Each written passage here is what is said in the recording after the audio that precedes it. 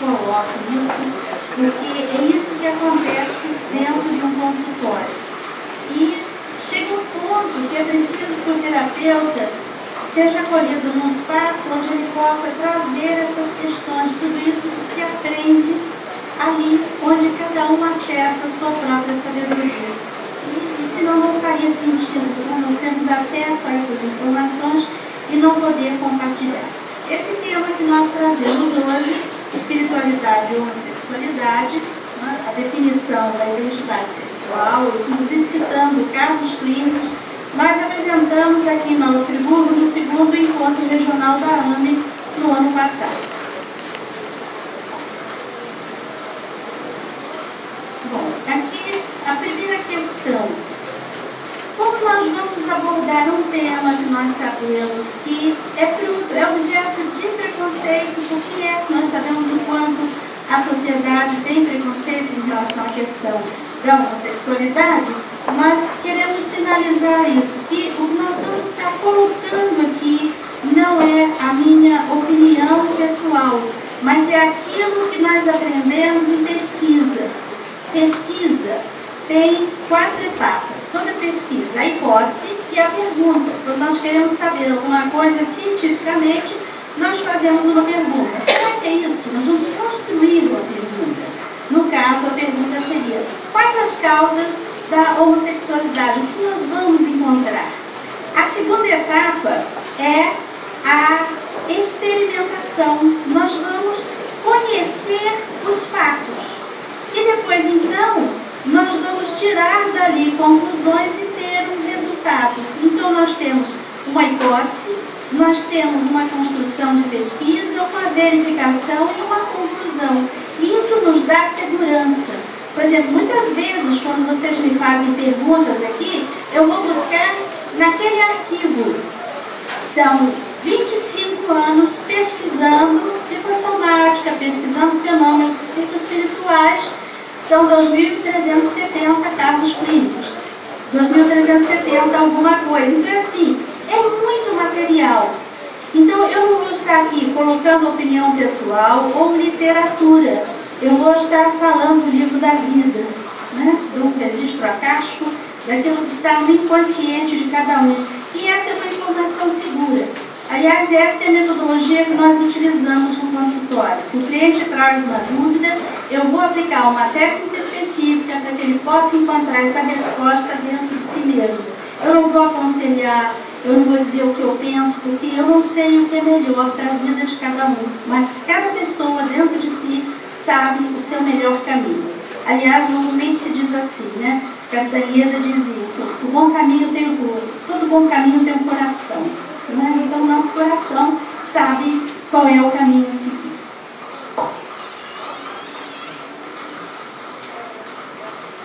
Em primeiro lugar, nós estamos aqui definindo o que é preconceito. Como o próprio nome diz, o prefixo pré tem a ver com aquilo que antecede o conhecimento.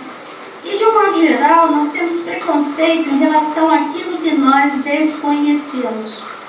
E daí nós temos todas as reações que são comuns, né? Principalmente nos tempos mais antigos, no século passado, quando a sociedade lidava com as pessoas que traziam a questão da homossexualidade. Então, hoje aqui nós vamos desmistificar essa questão e, acima de tudo, compreender.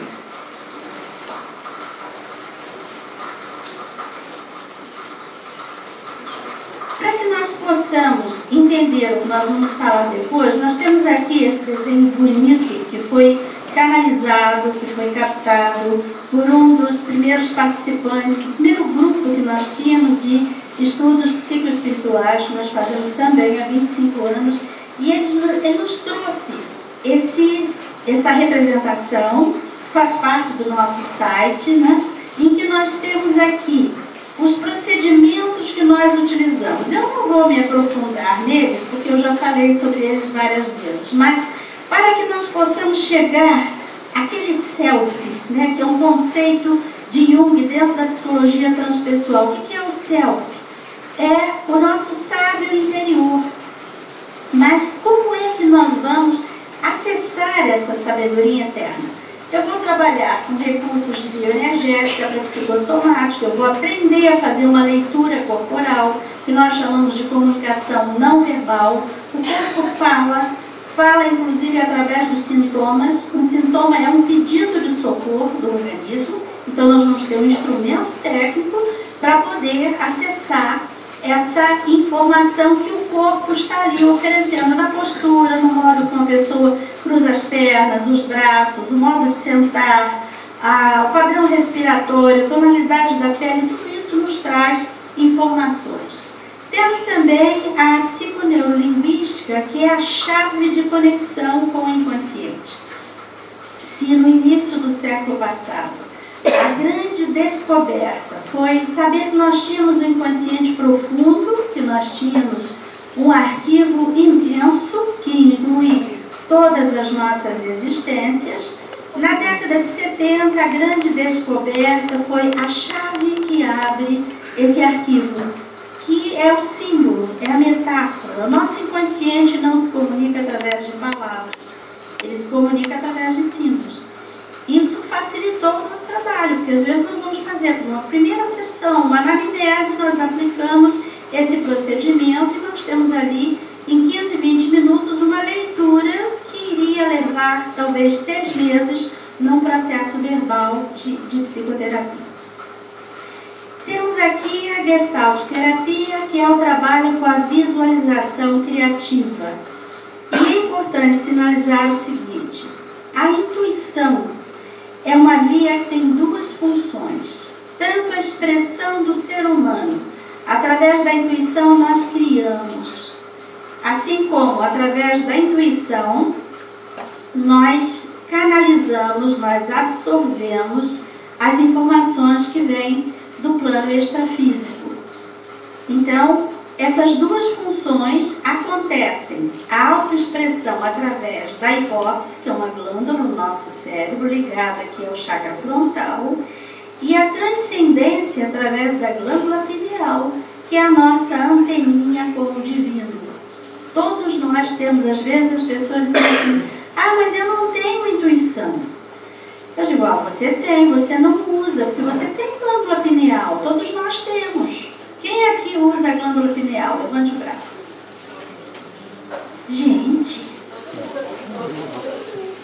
todo mundo usa. Em alguns momentos, olha aqui, que vem, normalmente é uma sensação, algo dentro de nós que dá uma sensação agradável para alguma coisa que vamos fazer e que é positiva, ou uma sensação desagradável para alguma coisa que vamos fazer e que talvez não seja adequada. Qual é a vantagem dessa informação? A nossa intuição é atemporal, ela não tem passado, nem presente, nem futuro, ela circula. A nossa intuição é capaz de ir à frente, captar dados de um acontecimento que existe na condição, que está na condição de probabilidade. Nós vamos identificar isso e aí então decidir com base nessa informação. Por exemplo, se a intuição diz assim: a escolha A é cinza e a escolha B é azul, qual a melhor escolha? Vocês sabem qual é a melhor escolha? A cinza ou a azul? Azul. Então, através de símbolos, através de metáforas, de um modo muito simples, se colhem informações, inclusive em termos de tempo futuro. E tudo isso, a Gestalt terapia tem instrumentos para que a gente possa fazer. Da física quântica, nós vamos pegar o referencial científico, porque a física hoje trabalha com energia, principalmente nos processos de cura. Curar é transformar uma energia negativa em energia positiva, é um processo quântico.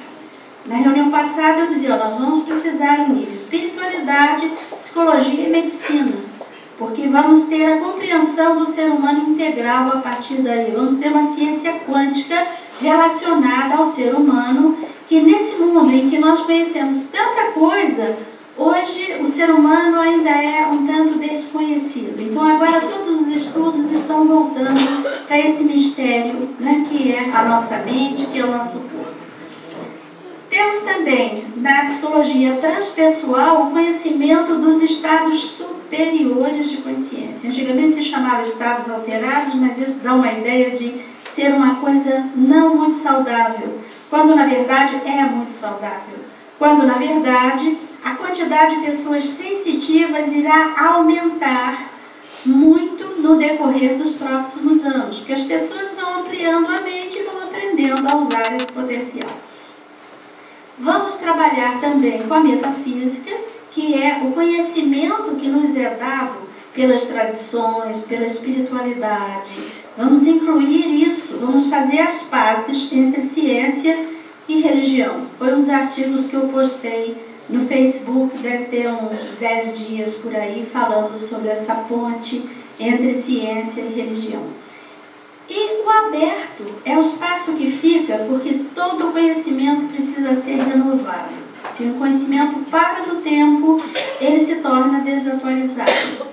Porque a vida é um rio que corre, né? E dizia Heráclito, nós não podemos tomar banho no mesmo rio 2 vezes porque a água passa, tá certo? É a ideia. Então nós temos aqui os recursos que nós contamos para acessar a sabedoria interna.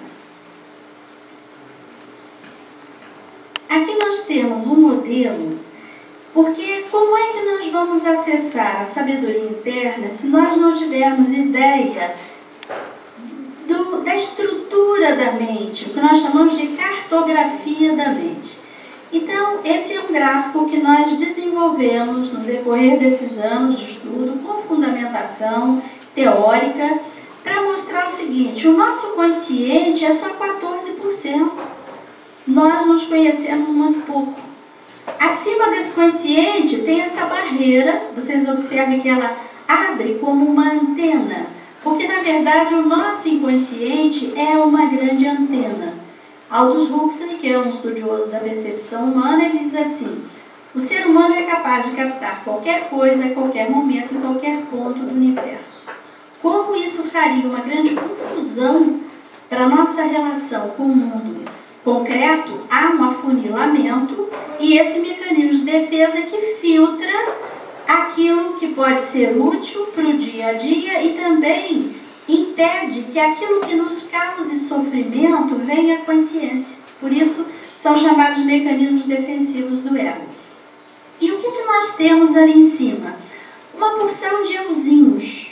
As teorias modernas da psicologia mostram o seguinte: nós não somos ainda tão unos, tão integrados, porque somos projetos divinos em aperfeiçoamento, nós ainda temos luz e sombra. Então temos ali um primeiro eu lá mais materialista, aqui um eu mais negativo, do lado de cá um euzinho amoroso, depois um eu também mais irritado, um eu de autoconfiança no amarelo, lá no amarelo dourado um eu de sabedoria, lá do outro lado um eu fraterno, né? E essas partes todas que nos compõem, que estão no nosso inconsciente, correspondem aos registros das nossas existências passadas. Então observe o seguinte: esse conjunto inconsciente, ele tem um potencial de 86%. Ele é muito mais forte do que o nosso consciente com as nossas decisões de mudança. Quantas vezes nós queremos transformar um mau hábito? E por que não conseguimos? Porque ele tem uma raiz no inconsciente, então ele vai se sobrepor e atuar sobre o psiquismo. E quando nós trabalhamos com a regressão de memória, é justamente a essas partes que nós vamos buscar ali a causa de um sintoma, que pode estar nesses níveis mais profundos de inconsciente, pode estar numa situação de infância mais à tona, numa situação de nascimento, de vida intrauterina ou de registro transpessoal.